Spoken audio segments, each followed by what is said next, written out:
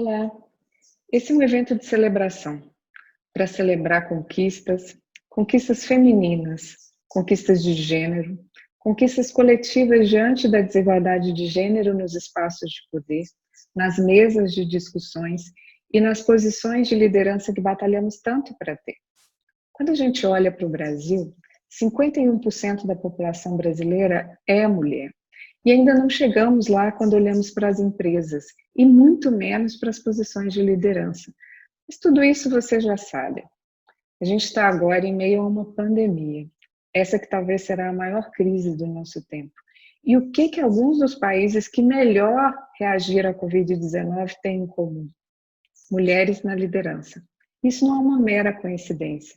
Um exemplo, a Jacinda Ardern nos enchendo de orgulho e se destacando como exemplo de coragem e resultado vencendo a luta contra a Covid na Nova Zelândia. E tantas outras mulheres, mulheres líderes, lideranças corajosas. E eu vou usar aqui o meme do Drauzio Varela. Ai, que vontade de ter mais lideranças femininas no Brasil, não é, minha filha?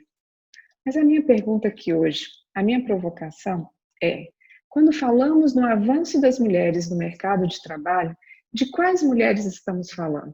Que mulheres estamos celebrando?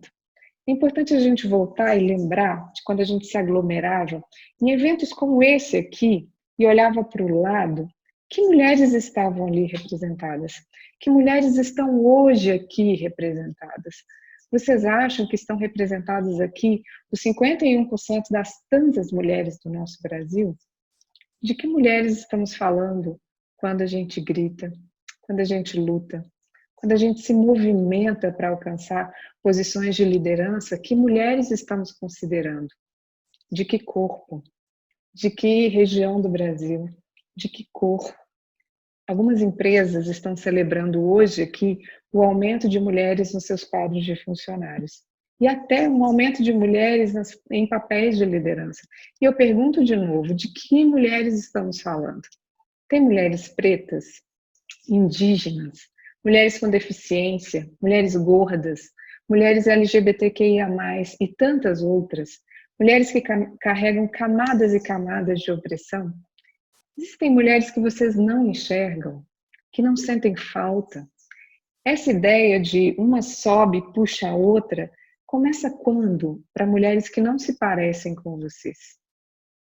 24% da população brasileira se autodeclara pessoa com deficiência. Desses, a maioria é mulher e a maioria é preta. No entanto, apenas 1% das pessoas com deficiência está no mercado formal de trabalho. Imagina quantas lideranças devem ter. Vocês conhecem alguma? Olhar de novo para a população brasileira. A maioria da população brasileira é mulher e é preta. A cara do Brasil é uma mulher preta. E onde é que ela está representada? Será que os únicos espaços permitidos ainda são os espaços de limpar, de servir, de cuidar?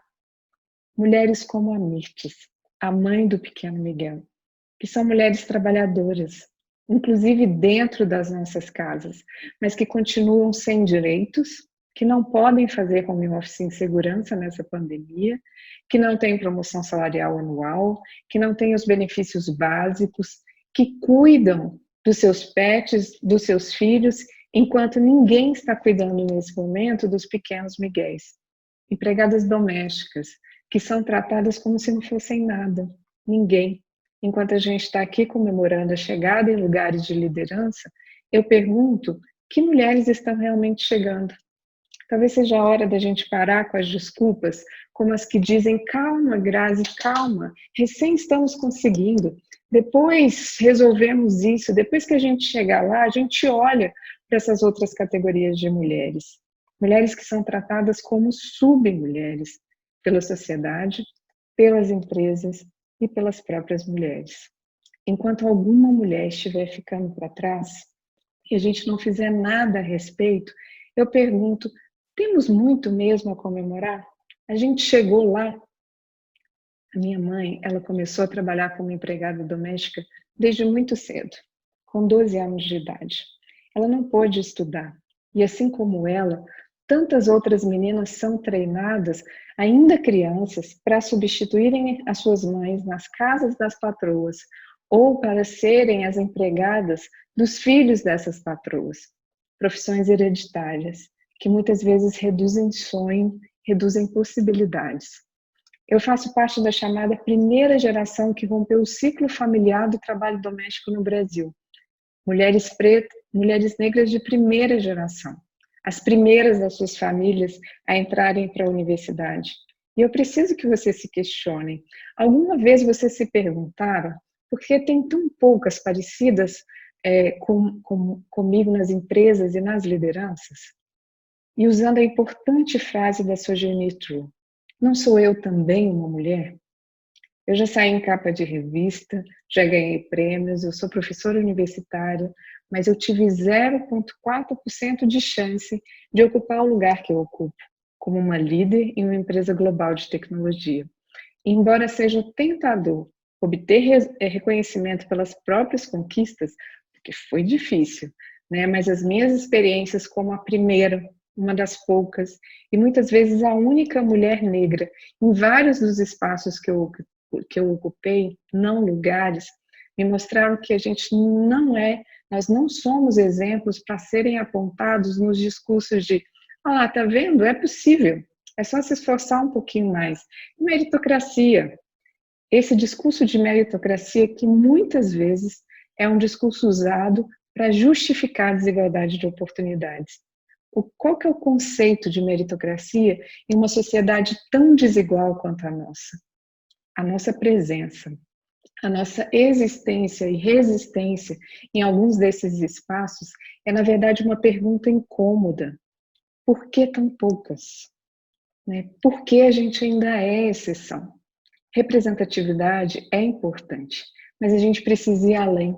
O lugar da representatividade ele é muitas vezes solitário, é violento. Me fez alisar o cabelo por mais de 30 anos, não tomar sol e usar uma paleta pálida do universo corporativo para eu passar mais desapercebida. Eu me senti como uma impostora durante muito tempo. É importante a gente falar mais sobre proporcionalidade. Eu quero outras como eu quero outras que não são parecidas comigo, mas que ainda vêm insistentemente sendo impedidas de chegar. Porque ou a liberdade ela é indivisível, ou ela é nada além da repetição de slogans e alguns avanços temporários míopes e passageiros para poucas. Ou a liberdade ela é indivisível e a gente trabalha junto por ela, ou você estará em busca dos seus interesses e eu dos meus. A chamada de responsabilidade ela é coletiva. A gente precisa usar as nossas canetas e não somente o teclado para postar hashtags, né? A gente precisa estabelecer metas que priorizem projetos ligados à pauta antirracista, anticapacitista, contra a transfobia, a gordofobia, dentre tantas outras. A gente precisa fazer processos seletivos e recrutamentos mais plurais para mais mulheres, abrindo essas oportunidades. A gente precisa fazer programas de desenvolvimento e de reconhecimento com foco nessa pluralidade, porque os preconceitos e os vieses, eles existem, mas a gente precisa lutar contra eles, porque o futuro responde à força e à coragem do nosso movimento. E é ele, o futuro, que está nos perguntando agora: que mulheres que iremos celebrar? Que mulheres iremos celebrar no próximo GPTW Mulher? É isso, por nós, por todas nós e por aquelas que ainda não chegaram. Obrigada.